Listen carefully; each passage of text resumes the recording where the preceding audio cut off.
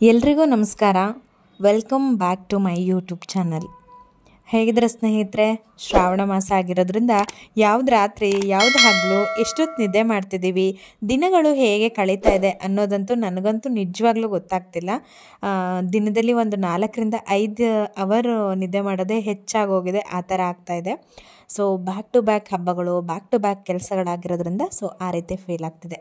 ನಾನು ನಾಗರ ಪಂಚಮಿ ಹಬ್ಬ ನಮ್ಮ ಮನೇಲಿ ಪಂಚಮಿ ದಿವಸ ಮಾಡೋದ್ರಿಂದ ನಾಗರ ಪಂಚಮಿ ಹಬ್ಬಕ್ಕೆ ಬೇಕಾಗಿರೋ ಎಲ್ಲ ಪ್ರಿಪ್ರೇಷನ್ಸ್ಗಳ್ನು ಕೂಡ ಮಾಡ್ಕೋತಾ ಇದ್ದೀನಿ. ಹಾಗೆಯೇ ನಿಮ್ಮ ಜೊತೆಗೆ ವಿಡಿಯೋನು ಕೂಡ ಶೇರ್ ಮಾಡ್ಕೋತಾ ಇದ್ದೀನಿ.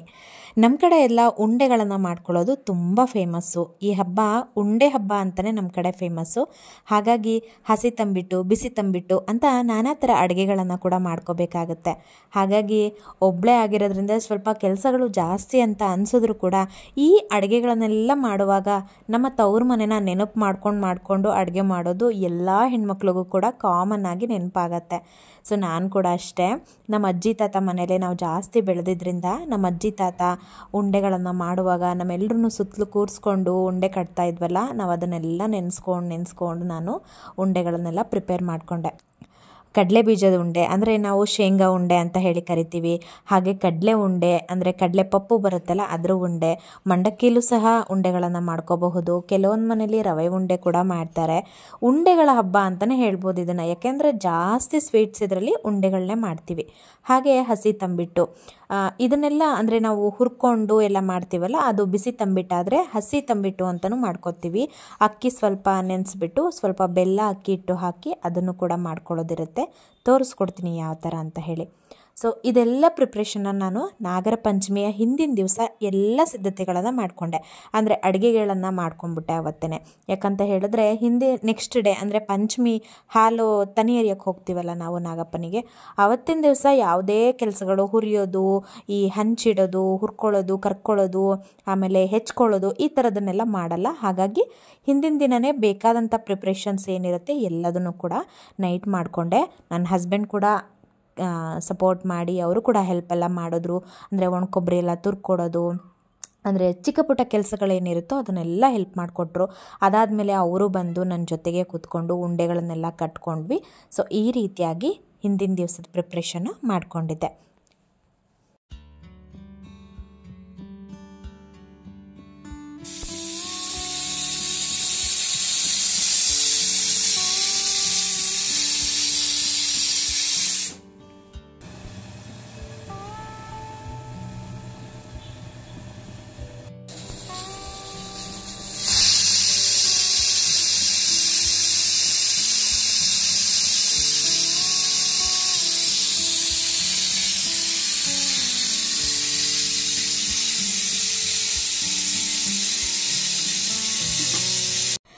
ಈ ನಾಗರ ಪಂಚಮಿ ಹಬ್ಬ ಒಂದೊಂದು ಊರಲ್ಲಿ ಒಂದೊಂದು ಥರ ಆಚರಣೆಯನ್ನು ಮಾಡ್ತಾರೆ.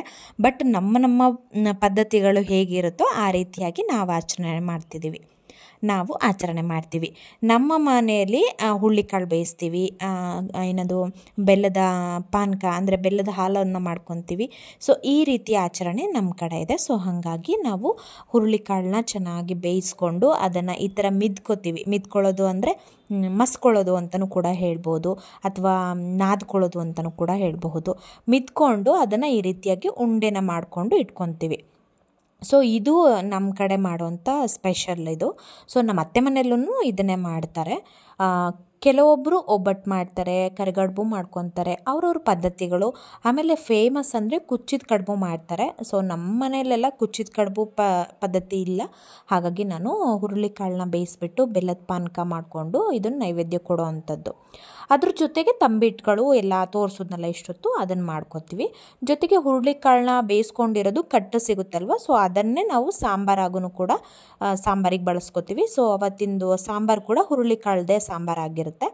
ಸೊ ಇದಿಷ್ಟು ಪ್ರಿಪ್ರೇಷನ್ನು ಅಡುಗೆಗೆ ಬಂದು. ಇದನ್ನು ಬಿಟ್ಟಿನ ನಾವಿನ್ನೇ ಎಕ್ಸ್ಟ್ರಾ ಏನೂ ಮಾಡ್ಕೊಳ್ಳೋಕ್ಕೆ ಹೋಗಲ್ಲ. ಬೇರೆ ಯಾವುದೋ ಪಲ್ಯ ಪಚಡಿ ಅಂತೆಲ್ಲ ಏನು ಮಾಡೋಕ್ಕೆ ಹೋಗಲ್ಲ. ಇದು ಕಡಲೆಕಾಳ್ದು ಹುಸುಳಿ ಒಂದು ಮಾಡ್ಕೋಬಹುದು. ಅದಾದಮೇಲೆ ಇನ್ನು ಸ್ವಲ್ಪ ಹಸಿ ತಂಬಿಟ್ಟು ನಾನು ಹಿಂದಿನ ದಿನ ಮಾಡೋದು ಮರ್ತೋಗ್ಬಿಟ್ಟಿದ್ದೆ. ಇದು ಪಂಚಮಿ ದಿನದ್ದು ವ್ಲಾಗು, ಅಂದರೆ ವಿಷುವಲ್ ಎಲ್ಲ ಓಡಿಸ್ತಿದ್ದೀನಲ್ಲ, ಇದೆಲ್ಲ ಬಂದ್ಬಿಟ್ಟು ಪಂಚಮಿ ಅಂದರೆ ಮಂಗಳವಾರದ ವ್ಲಾಗು. ಉಂಡೆ ಕಟ್ಟಿದ್ದೆಲ್ಲ ಸೋಮವಾರದ ವ್ಲಾಗು. ನಾನು ಅವತ್ತಿನ ದಿವಸ ಹಸಿ ತಂಬಿಟ್ಟು ಮಾಡಿಟ್ಕೊಳ್ಳೋಕ್ಕಾಗಲಿಲ್ಲ. ಸೊ ಹಾಗಾಗಿ ಇವತ್ತು ಮಾಡ್ಕೋತಾ ಇದ್ದೀನಿ. ಹಸಿ ತಂಬಿಟ್ಟಿಗೆ ನಾವು ಸ್ವಲ್ಪ ಅಕ್ಕಿ ನೆನೆಸಿಟ್ಬಿಟ್ಟು ಒಂದು 2 ಅವರ್ ನೆನ್ಕೊಂಡ್ರೂ ಸಾಕು. ಒಂದು ಅರ್ಧ ಲೋಟದಷ್ಟು ನೆನೆಸ್ಕೊಂಡ್ರೆ ಸಾಕು. ಅದಕ್ಕೆ ಸ್ವಲ್ಪ ಬೆಲ್ಲನ ಹಾಕಿ ಚೆನ್ನಾಗಿ ರುಬ್ಕೊಬೇಕು. ರುಬ್ಕೊಂಡಾದ ನಂತರ ಇದಕ್ಕೆ ಸ್ವಲ್ಪ ಅಕ್ಕಿ ಹಿಟ್ಟನ್ನು ಕೂಡ ಮಿಕ್ಸ್ ಮಾಡಿ ಈ ಥರ ಮಿದ್ಕೊಂಡು ಇದನ್ನು ನಾದ್ಕೊಂಡು ಸರಿ ಥರ ಮಾಡ್ಕೋಬೇಕು. ಅದಾದಮೇಲೆ ಇದನ್ನು ಉಂಡೆ ಥರನಾದರೂ ಮಾಡ್ಕೋಬಹುದು, ಮಿಟ್ಕಿ ಮಾಡಿ ಉದ್ದ ತಂಬಿಟ್ಟು ಥರನಾದರೂ ಮಾಡ್ಕೋಬಹುದು, ಅಥವಾ ಬಟ್ಲು ತಂಬಿಟ್ಟು ಅಂತ ಹೇಳಿ ಮಾಡ್ತೀವಿ. ಅಂದರೆ ಬಟ್ಲು ಶೇಪಲ್ಲೇ ಇರುತ್ತೆ, ಬೌಲ್ ಶೇಪಲ್ಲಿ, ಆ ಥರನೂ ಮಾಡ್ಕೋಬೋದು. ವಿಧವಾದ ತಂಬಿಟ್ಟುಗಳನ್ನು ಮಾಡ್ಕೋಬಹುದು. ಮತ್ತು ಎಳ್ಳು, ಕಪ್ಪು ಎಳ್ಳು, ಬಿಳಿ ಎಳ್ಳು ಎರಡನ್ನೂ ಸಪ್ರೇಟಾಗಿ ತಂಬಿಟ್ಟು ಮಾಡ್ಕೋಬಹುದು. ನಮ್ಮ ಕಡೆ ಇದನ್ನು ಚಿಗಳಿ ತಂಬಿಟ್ಟು ಅಂತ ಹೇಳಿ ಕರಿತೀವಿ. ಹಸಿ ತಂಬಿಟ್ಟು, ಬಿಸಿ ತಂಬಿಟ್ಟು. ಹಸಿ ತಂಬಿಟ್ಟು ಅಂದರೆ ಇದನ್ನು ಯಾವುದೇ ರೀತಿಯೂ ಬೇಯಿಸ್ದೇ ಮಾಡೋ ಅಂಥ ತಂಬಿಟ್ಟು. ಬಿಸಿ ತಂಬಿಟ್ಟು ಅಂದರೆ ಅದೇ ಹುರ್ಕೊಂಡು ಪಾನಕ ಎಲ್ಲ ತಕ್ಕೊಂಡು ಮಾಡ್ತೀವಲ್ಲ, ಉಂಡೆಗಳನ್ನೆಲ್ಲ ಮಾಡ್ಕೊಂಡ್ವಲ್ಲ, ಅದರಲ್ಲಿ ಬರೋದು ಬಿಸಿ ತಂಬಿಟ್ಟು. ಸೊ ಈ ರೀತಿಯಾದ ಎಲ್ಲ ಪ್ರಿಪ್ರೇಷನ್ಸ್ನು ಮಾಡ್ಕೊಬೇಕು ಈ ಹಬ್ಬಕ್ಕೆ. ಇಷ್ಟೆಲ್ಲ ತಯಾರಿನ ಒಬ್ಬೊಬ್ಬರೇ ಮಾಡ್ಕೊಳ್ಳೋದು ಅಂದರೆ ನಿಜವಾಗ್ಲೂ ಬೇಜಾರಾಗುತ್ತೆ. ಈ ಟೈಮಲ್ಲಿ, ಹಬ್ಬಗಳ ಟೈಮಲ್ಲಿ ಯಾರಾದರೂ ಒಬ್ಬರು ಹೆಲ್ಪಿಗೆ ಇರಬಾರ್ದಾಗಿತ್ತಾ ಅಂತ ಅನಿಸುತ್ತೆ ಖಂಡಿತವಾಗ್ಲೂ. ಬಟ್ ಏನು ಮಾಡೋಕ್ಕಾಗಲ್ಲ, ಎಲ್ಲದನ್ನು ನಾವು ನಿಭಾಯಿಸ್ಕೊಂಡು ಹೋಗ್ತಿದ್ದೀವಲ್ಲ, ಆ ಶಕ್ತಿನ ನಮಗೆ ಆ ದೇವರು ನೀಡಿದನಲ್ಲ ಅಂತ ಹೇಳಿ ಖುಷಿ ಪಟ್ಕೊಂಡು ನಾನು ಹಬ್ಬಗಳನ್ನ ಮಾಡ್ತೀನಿ. ನನಗಂತೂ ತುಂಬ ಇಷ್ಟ ಆಗುತ್ತೆ ಈ ಥರ ಪ್ರಿಪ್ರೇಷನ್ ಎಲ್ಲ ಮಾಡಿಕೊಂಡು ಮಾಡಲಿಕ್ಕೆ. ಕಷ್ಟ ಅನಿಸುತ್ತೆ, ಆದ್ರೂ ಕೂಡ ಇಷ್ಟಪಟ್ಟು ಮಾಡ್ತೀವಿ. ಸೊ ನೋಡಿದ್ರಲ್ಲ, ತಂಬಿಟ್ಟು ಕೂಡ ರೆಡಿ ಮಾಡ್ಕೋತಾ ಇದ್ದೀನಿ.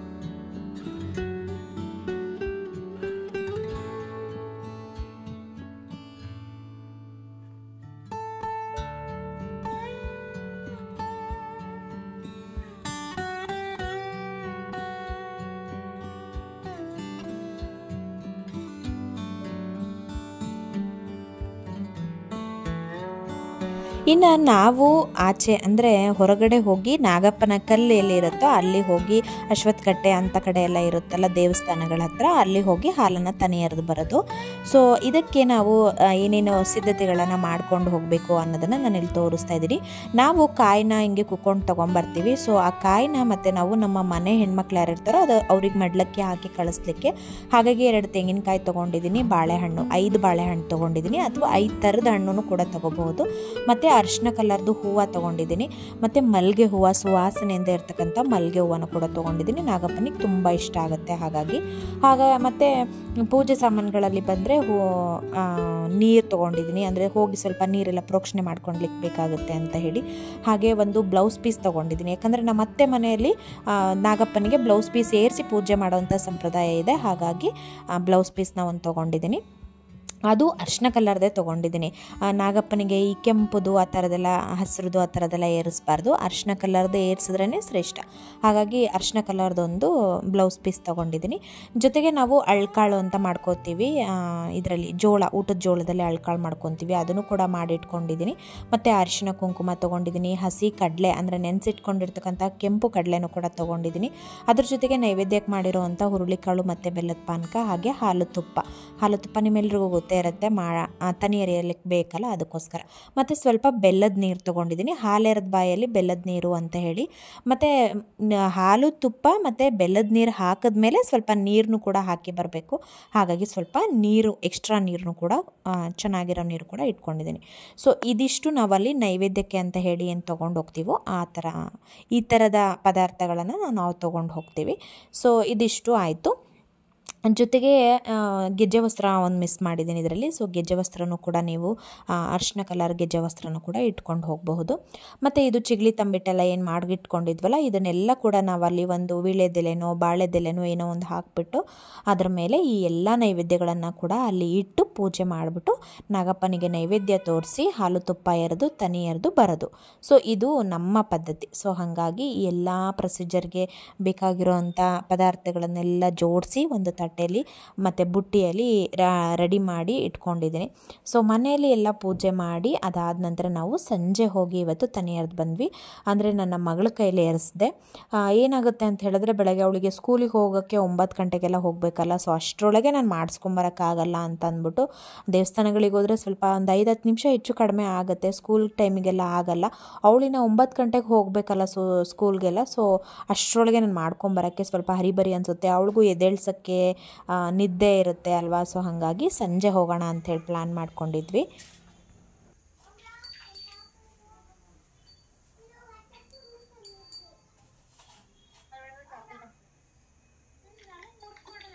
ಮುಜೋ ಮುಜೋ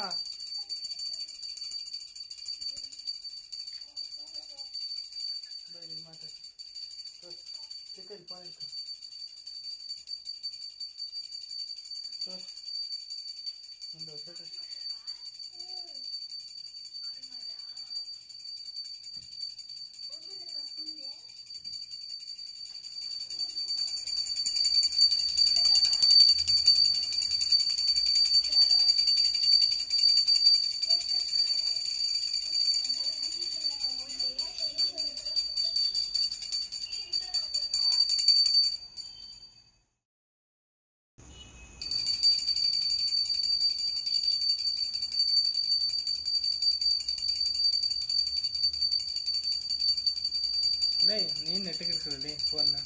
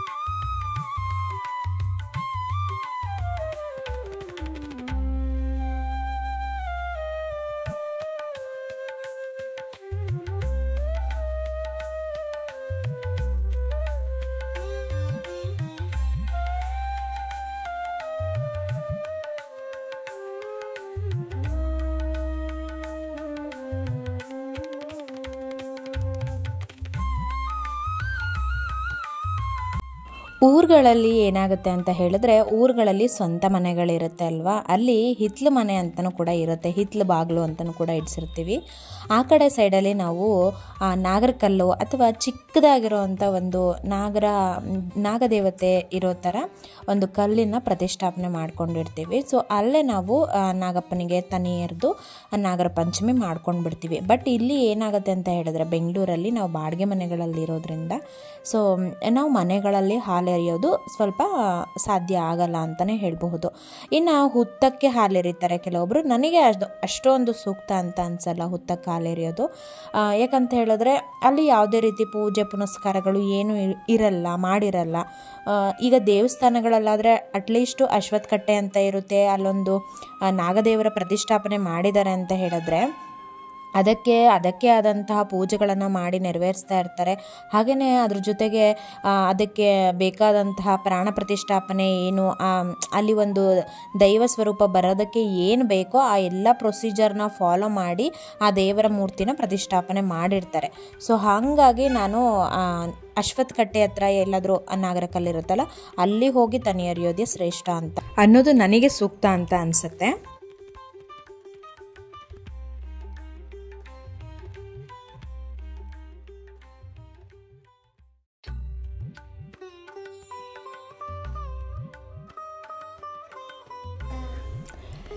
ನೋಡಿದ್ರಲ್ಲ, ಇದಿಷ್ಟು ನಮ್ಮ ಮನೆಯ ನಾಗರ ಪಂಚಮಿ ಹಬ್ಬದ ವೈಬ್ಸ್ ಯಾವ ಥರ ಇತ್ತು, ನಾವು ಯಾವ ಥರ ಸಂಪ್ರದಾಯನ ಅನುಸರಿಸ್ತೀವಿ, ನಮ್ಮ ಮನೆಯ ಪದ್ಧತಿಗಳು ಹೇಗಿರುತ್ತೆ ಅನ್ನೋದನ್ನು ಸಂಕ್ಷಿಪ್ತವಾಗಿ ತಿಳಿಸ್ಕೊಟ್ಟಿದ್ದೀನಿ.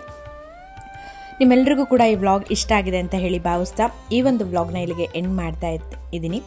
ಮತ್ತೆ ಬರ್ತೀನಿ ಮುಂದಿನ ವ್ಲಾಗಲ್ಲಿ ಒಂದು ಒಳ್ಳೆಯ ಸೂಪರ್ ಕಂಟೆಂಟ್ ಜೊತೆಗೆ ಅಂತ ಹೇಳ್ತಾ ನಾನಿನ್ನು ಹೋಗಿ ಬರ್ತೀನಿ. ನಮಸ್ಕಾರ.